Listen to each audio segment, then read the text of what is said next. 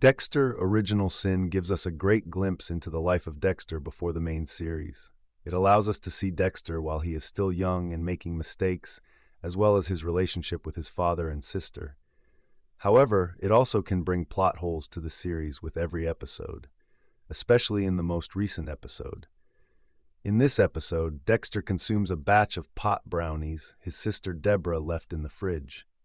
The effects of the cannabis allow Dexter to temporarily loosen his grip on his dark side, revealing a side of him that is far more playful and relaxed than his usual rigid self. Upon consuming the pot brownies, Dexter begins to act in a manner that is shockingly normal, or at least as normal as a high person can be. What if pot could help Dexter navigate his trauma, calm his mind, and perhaps even prevent him from becoming the serial killer he is so desperately trying to control?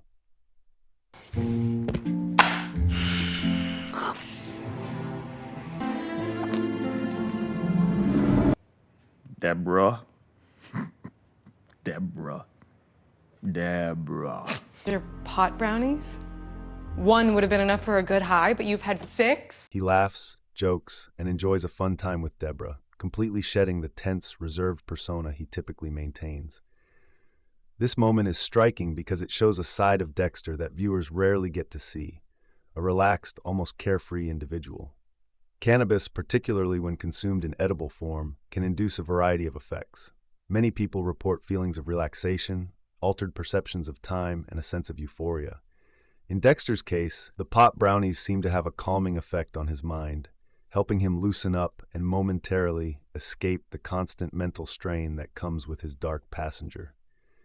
The impulsive need to kill is momentarily silenced as Dexter engages with Deborah like a normal person, cracking jokes and enjoying her company, free from the constant shadow of violence that hangs over him. One of the most significant aspects of the episode where Dexter eats the pot brownies is how it facilitates a connection between Dexter and his sister Deborah. Double date. Double date. Dexter damn dude, double date. It's good before. How come we never hang like this? For once, it actually feels like we're brother and sister. Throughout the series, Dexter's relationships with others are strained, particularly with Deborah. Though they are close, Dexter's inability to fully open up to her about his true nature creates a rift in their bond. He keeps his distance, afraid that if she knew what he truly was, their relationship would be destroyed.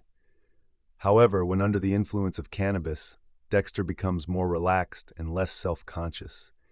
He is able to engage with Deborah in a light-hearted, playful way, making jokes and sharing in the joy of the moment. This is a side of Dexter that is rare, a version of him that isn't burdened by the constant need for control or the ever-present fear of being exposed. The episode suggests that when Dexter is free of his anxiety and stress, he is more capable of connecting with the people he loves. This is a huge problem. We have always been told that Dexter's father has tried everything in order to make Dexter have a normal life. Why are you freaking out? Haven't you had pot before? No. Dexter being a serial killer was a last resort after everything else failed. But this episode proves that they did not try everything. Drugs is the answer. They should have tried all of them. There is nothing wrong about Dexter having to get high every day if it means that he does not need to kill. In fact, choosing between being high and being a serial killer is a no-brainer. If Dexter were able to regularly consume cannabis and experience moments of peace like this one, he might find that it's easier to let go of his isolation and embrace his humanity.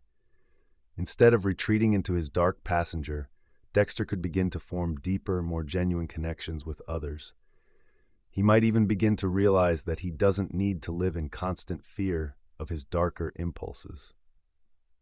Through relaxation and emotional openness, Dexter could start to understand himself better, moving beyond the need to kill in order to cope with his inner turmoil.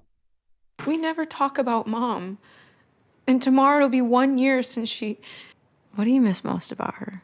She'd do that thing to my hair where she'd tuck it behind my ear. Do you think she'd be proud of us? Honestly, I don't know. I I'm a ponder terrible pearl person. necklace. Beyond just providing a temporary escape from Dexter's darker tendencies, cannabis could serve as a tool for deeper emotional healing. In the real world, cannabis is often used to help people manage symptoms of anxiety, depression, and PTSD, all of which are deeply relevant to Dexter's character. His trauma from witnessing his mother's murder and the emotional detachment it caused play a significant role in the development of his dark passenger. By consuming cannabis regularly, Dexter might experience relief from some of the psychological symptoms that fuel his need to kill.